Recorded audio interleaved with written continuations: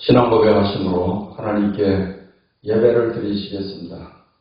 전능하사 천지를 만드신 하나님 아버지를 내가 믿사오며 그 외아들 우리 주 예수 그리스도를 믿사오니 이는 성령으로 잉태하사 동정녀 마리아에게 나시고 본디오 빌라도에게 고난을 받으사 십자가에 못 박혀 죽으시고 장사한 지 사흘 만에 죽은 자 가운데서 다시 살아나시며 하늘에 오르사 전능하신 하나님 우편에 앉아 계시다가 저리로서 산 자와 죽은 자를 심판하러 오시리라. 성령을 믿사오며 거룩한 공회와 성도가 서로 교통하는 것과 죄를 사하여 주시는 것과 몸이 다시 사는 것과 영원히 사는 것을 믿사옵나이다. 아멘. 찬송가 439장, 통일찬송 496장을 부르시겠습니다.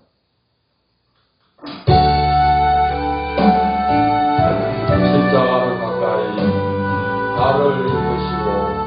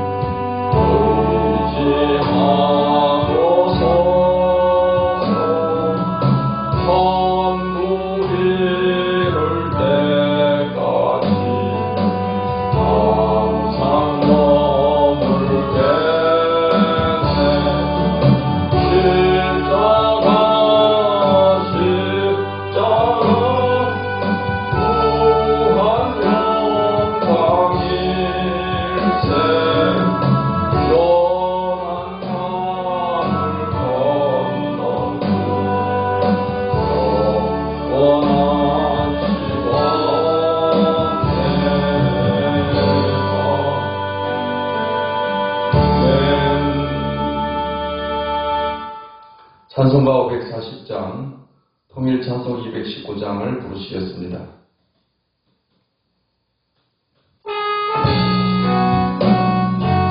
주의 음성을 내가 들으니 주의 음성을 내가 들으니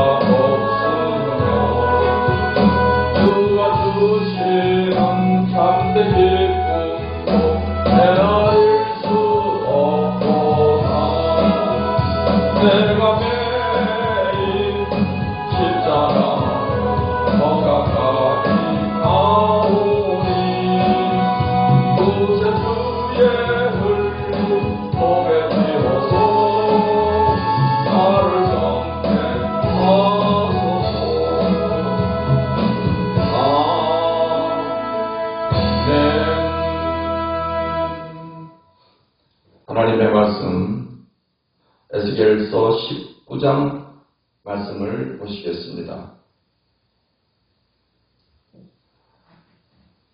구약성경 에스겔서 19장 말씀을 읽겠습니다. 너는 이스라엘 고관들을 위하여 애가를 지어 부르라. 네 어머니는 무엇이냐? 암사자라. 그가 사자들 가운데 엎드려 젊은 사자 중에서 그 새끼를 기르는데 그 새끼 하나를 키우며 젊은 사자가 되어 먹이 물어뜯기를 배워 사람을 삼키며 이방이 듣고 함정으로 그를 잡아 갈고리로 꿰어 끌고 애굽 땅으로 간지라. 암사자가 기다리다가 소망이 끊어진 줄을 알고 그 새끼 하나를 또 골라 젊은 사자로 키웠더니 젊은 사자가 되매 여러 사자 가운데 왕래하며 먹이 물어뜯기를 배워 사람을 삼키며 그의 궁궐들을 흘고 성읍들을 부수니 그 우는 소리로 말미암아 땅과 그 안에 가득한 것이 황폐한지라. 이방이 보위하고 있는 지방에서 그를 치러 와서 그의 위에 그물을 치고 함정에 잡아 우리에 놓고 갈고리를 꿰어 끌고 바벨론 왕에게 이르렀나니 그를 옥에 가두어 그 소리가 다시 이스라엘 산에 들리지 아니하게 하려 함이라. 내 피의 어머니는 물가에 심겨진 포도나무 같아서 물이 많음으로 열매가 많고 가지가 무성하며 그 가지들은 강하여 권세 잡은 자의 규가 될 만한데 그 하나의 키가 굵은 가지 가운데서 높았으며 많은 가지 가운데서 뛰어나 보이다가 분노 중에 뽑혀서 땅에 던짐을 당하며 그 열매는 동풍에 마르고 그 강한 가지들은 꺾이고 말라 불에 탔더니 이제는 광야 메마르고 가물이 든 땅에 심어진 바 되고 불이 그 가지 중 하나에서부터 나와 그 열매를 태우니 권세 잡은 자의 규가 될 만한 강한 가지가 없도다 하라. 이것이 애가라. 후에도 애가가 되리라. 기도하겠습니다. 하나님 감사합니다. 오늘도 좋은 하루를 맞게 해주셔서 감사합니다. 이 아침에도 하나님의 말씀을 통해서 은혜 주심을 감사합니다. 말씀을 들을 때 잘 깨닫게 해주시고 이 말씀의 교훈을 따라서 승리하는 삶을 살아가게 해 주시옵소서. 하나님 말씀을 들을 때마다 항상 성령께서 우리를 진리 가운데로 인도해 주시옵소서. 예수님의 이름으로 기도하옵나이다. 아멘. 에스겔서 19장 말씀은 유다 왕들의 폐역과 멸망에 대한 애가입니다. 애가라는 것은 슬픔의 노래라는 것입니다. 유다 왕들이 하나님 앞에서 폐역한 그런 태도를 가짐으로 인해서 결국은 멸망하게 된 그런 슬픔을 노래하고 있는 것입니다. 1절로 9절의 말씀은 두 사자로 비유된 유다의 두 왕에 대해서 말하고 있습니다. 10절로 14절의 말씀은 포도나무로 비유된 유다 왕실의 몰락에 대해서 말하고 있습니다.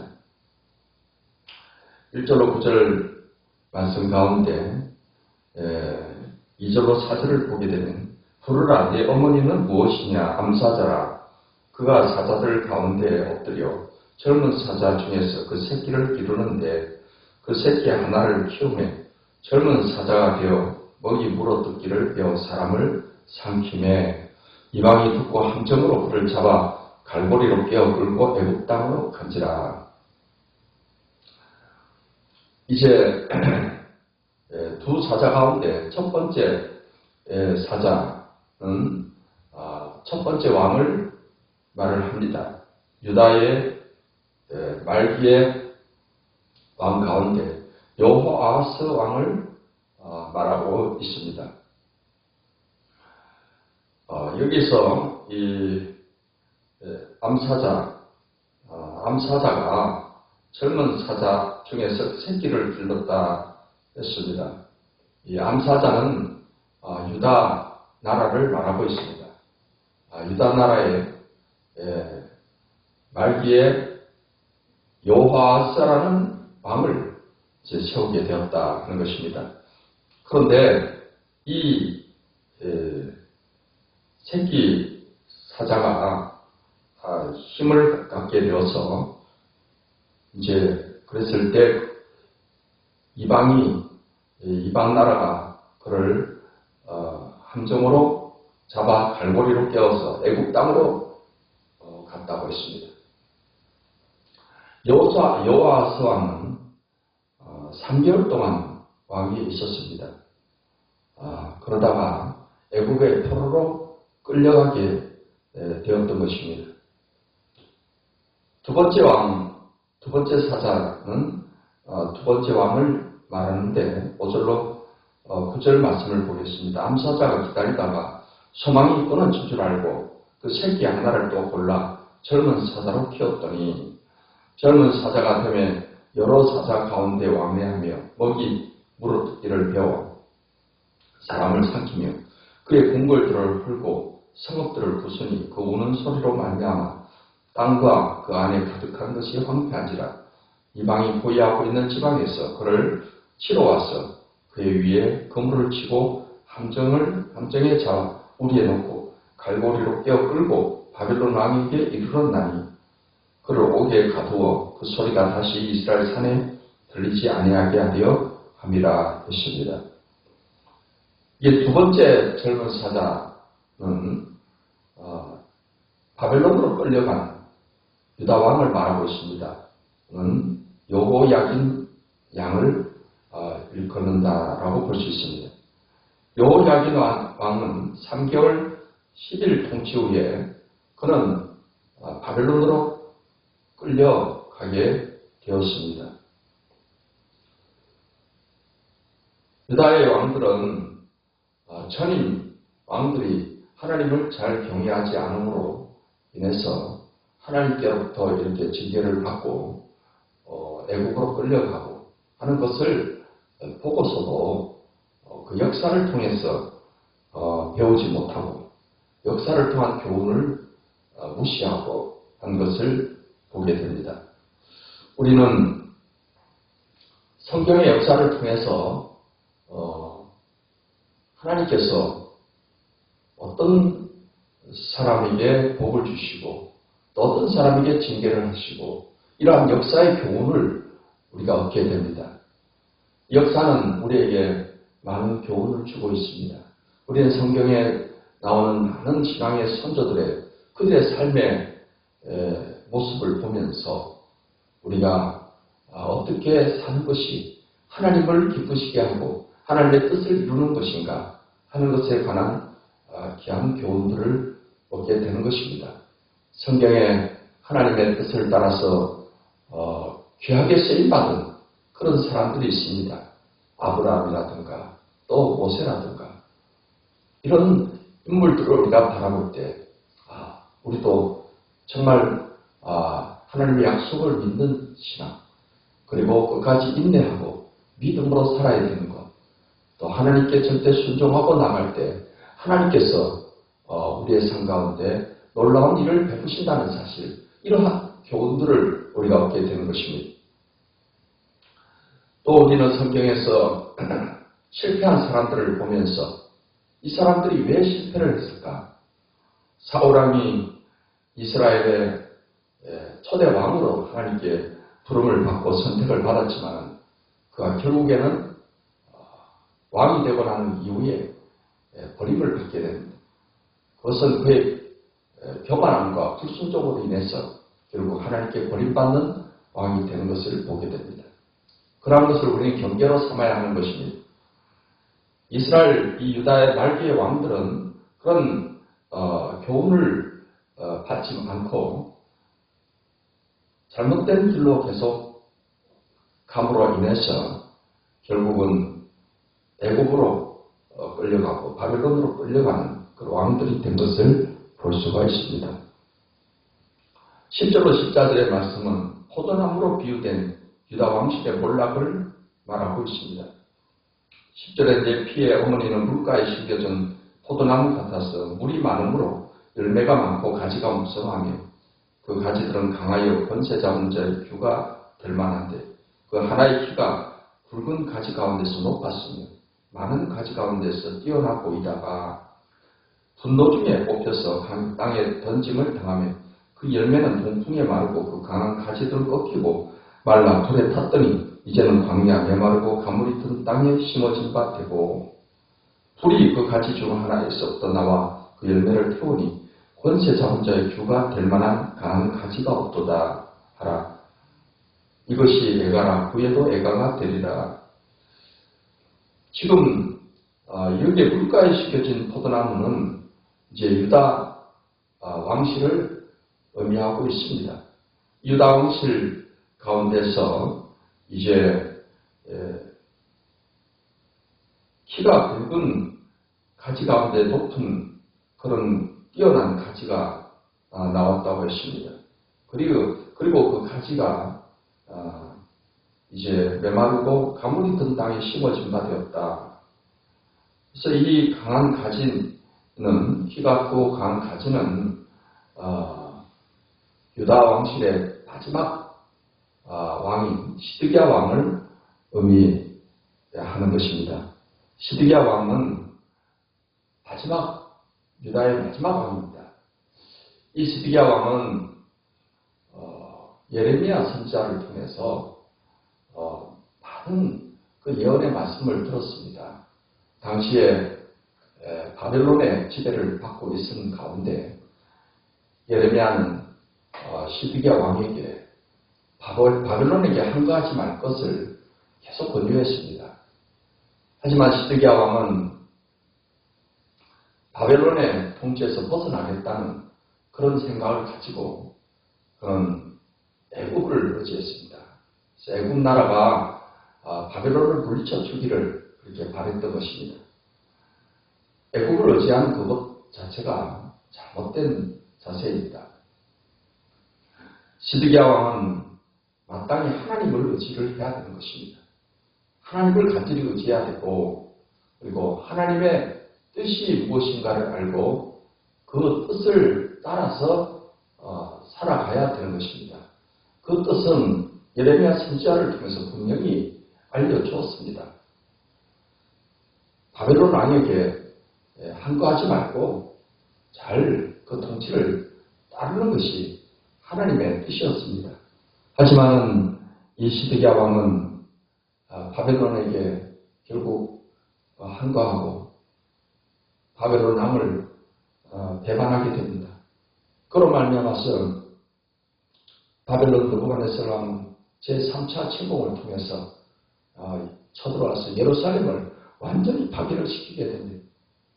그때 시드기야 왕과 고관 대신들은 군사들과 함께 몰래 도망을 가게 되었지만 바벨론 왕의 군사들이 뒤쫓아와서 다 잡아가게 되었습니다.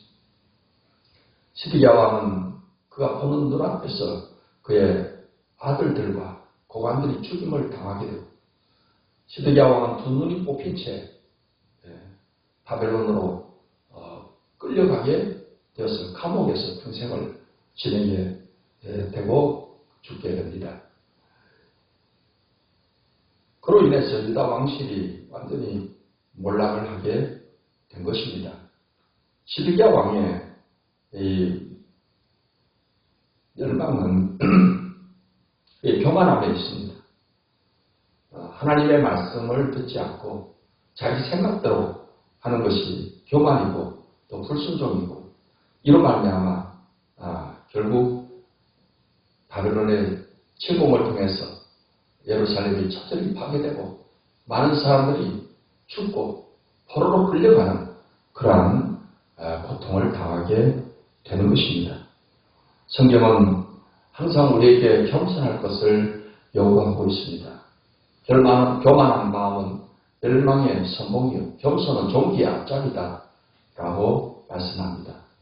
겸손이라는 것은 하나님 앞에 우리의 마음을 낮추는 것입니다.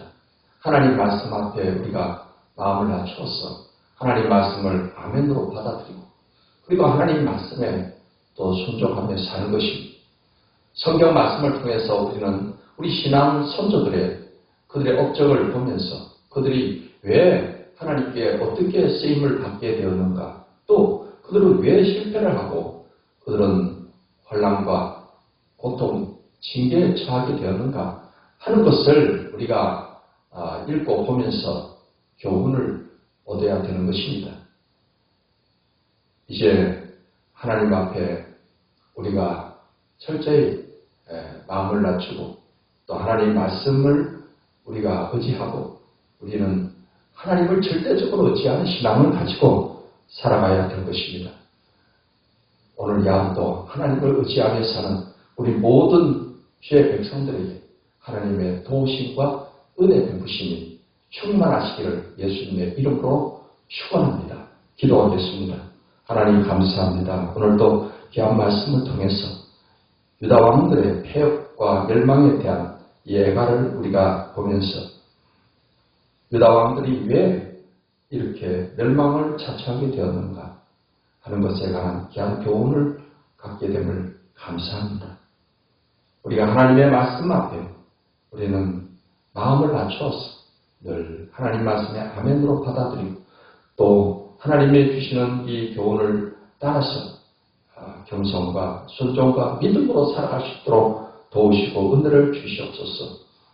이 새벽에도 하나님 앞에 간구하는 기도를 들어주셔서 각종 병든 자는 병이 치유되게 하시고 삶의 문제들은 해결되게 해 주시옵소서.